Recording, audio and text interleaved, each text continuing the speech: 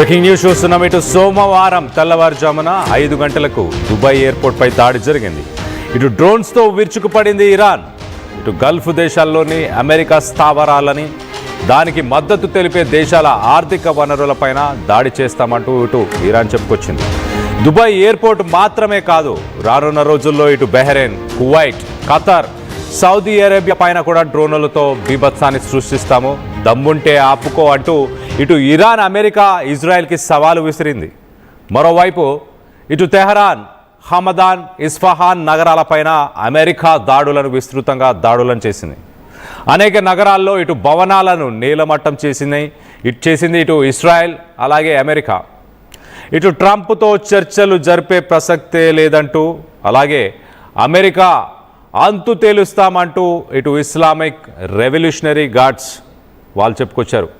ఇటు దుబాయ్ ఎయిర్పోర్ట్కి సంబంధించిన విజువల్స్ని ఒక్కసారి చూసే ప్రయత్నం చేద్దాం. ఆ విజువల్స్లో మనం చాలా క్లియర్గా కనిపిస్తుంది. ఇటు ఎయిర్పోర్ట్ దగ్గర ఏదైతే ఎయిర్పోర్ట్ పక్కనే ఉన్న ఫ్యూయల్ ట్యాంక్స్ ఉన్నాయో ఆ ఫ్యూయల్ ట్యాంక్స్ని టార్గెట్ చేస్తూ, అంటే విమానాల్లో వాడే ఆ ఇంధనాన్ని టార్గెట్ చేశారు. మొత్తానికైతే వాటిని బ్లాస్ట్ చేసి పడేశారు.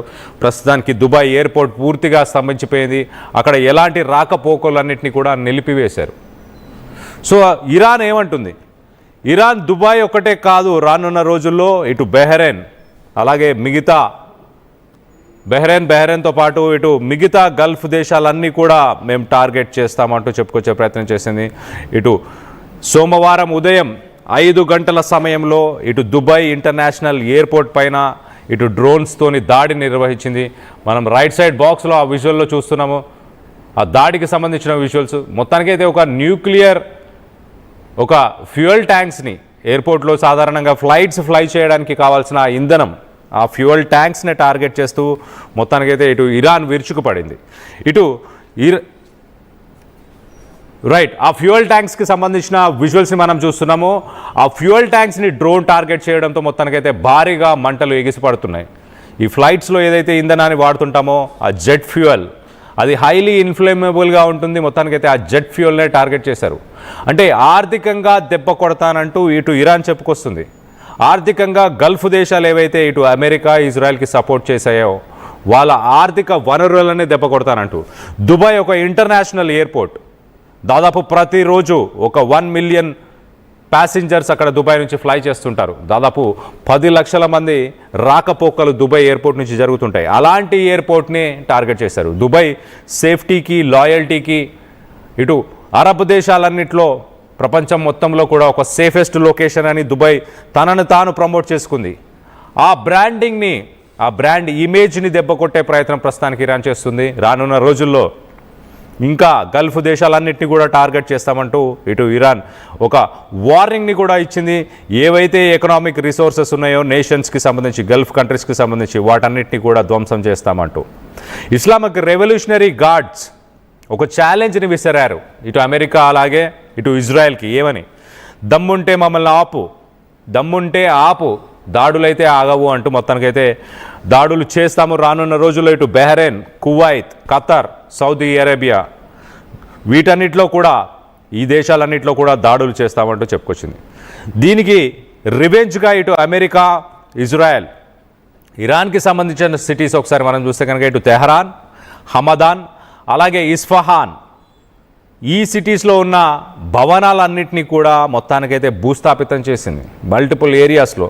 ఇటు అమెరికా అలాగే ఇజ్రాయెల్ చెప్పుకొస్తుంది ఏంటి, అక్కడ IRGCకి సంబంధించిన బేసెస్ ఉన్నాయి, ఇటు బెలిస్టిక్ మిసైల్స్ పంపించే టనల్స్ ఉన్నాయి, అందుకే వాటిని టార్గెట్ చేస్తామంటూ ఇటు అమెరికా అలాగే ఇజ్రాయెల్ చెప్పుకొచ్చే ప్రయత్నం చేస్తుంది. మనం దుబాయ్కి సంబంధించిన ఇంటర్నేషనల్ ఎయిర్పోర్ట్కి సంబంధించిన విజువల్స్ని చూస్తున్నాం.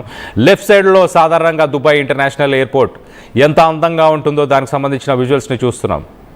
ఇలా కొన్ని వందలాది ఫ్లైట్స్, ప్రతిరోజు కొన్ని వందలాది ఫ్లైట్స్ అక్కడికి, ఇంటర్నేషనల్ ఫ్లైట్స్ ఇటు యూరోపియన్ కంట్రీస్ నుంచి కావచ్చు, అమెరికా నుంచి కావచ్చు, ఏషియాకి రావాలంటే ఖచ్చితంగా దుబాయ్ లాంటి సిటీస్లో, దుబాయ్ లాంటి ఇంటర్నేషనల్ ఎయిర్పోర్ట్స్లో ఒక స్టాప్ ఓవర్ ఖచ్చితంగా ఉంటుంది. అక్కడ ఫ్లైట్స్ ఆగి కొంత రీఫ్యూయల్ చేసుకొని అలాగే అక్కడి నుంచి కనెక్టింగ్ ఫ్లైట్స్ కూడా ఉంటాయి. మొత్తం మీద ఇటు యూరోపియన్ కంట్రీస్, అమెరికా ఇలాంటి దేశాల నుంచి ఇటు ఏషియాకి రావాలన్నా అలాగే ఇటు ఆస్ట్రేలియాకి వెళ్ళాలన్నా ఖచ్చితంగా ఇలాంటి ప్లేసెస్లోనే స్టాప్ ఓవర్స్ ఉంటాయి.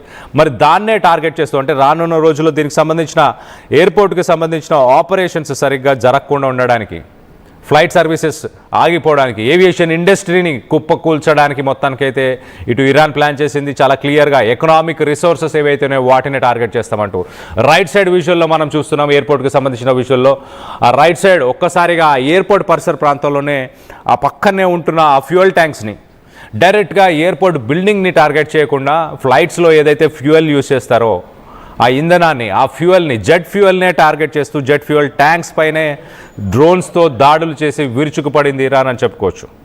ఒక్కసారి మనం చూస్తే కనుక ఇటు ఐఆర్జీసీ యాక్టివ్గా ఇటు అమెరికాకు సంబంధించిన మిలిటరీ ఇన్స్టాలేషన్స్ అలాగే ఎకనామిక్ హబ్స్ ఏవైతే United Arab Emirates, Saudi Arabia, Kuwait and Bahrain ఈ దేశాల్లో ఉన్న ఎకనామిక్ హబ్స్ అంటే రానున్న రోజుల్లో అమెరికాకు సంబంధించిన ఆస్తులు, అమెరికాకు సంబంధించిన కంపెనీస్ని కూడా టార్గెట్ చేసే అవకాశం ఉంది. గతంలో మనం చూసాం ఇటు అమెజాన్ డేటా సెంటర్ని టార్గెట్ చేశారు, ఇటు దుబాయ్, సౌదీ అరేబియా ఇలాంటి చోట్ల ఇటు అమెజాన్, ఎన్విడియా అలాగే కొన్ని ఐటీ కంపెనీస్ కూడా, ఐటీ దిగ్గజాలకు సంబంధించిన ఆఫీసెస్ కూడా ఈ దేశాల్లో ఉన్నాయి. మరి వాటిని కూడా రానున్న రోజుల్లో ఇటు ఇరాన్ టార్గెట్ చేయబోతుందా?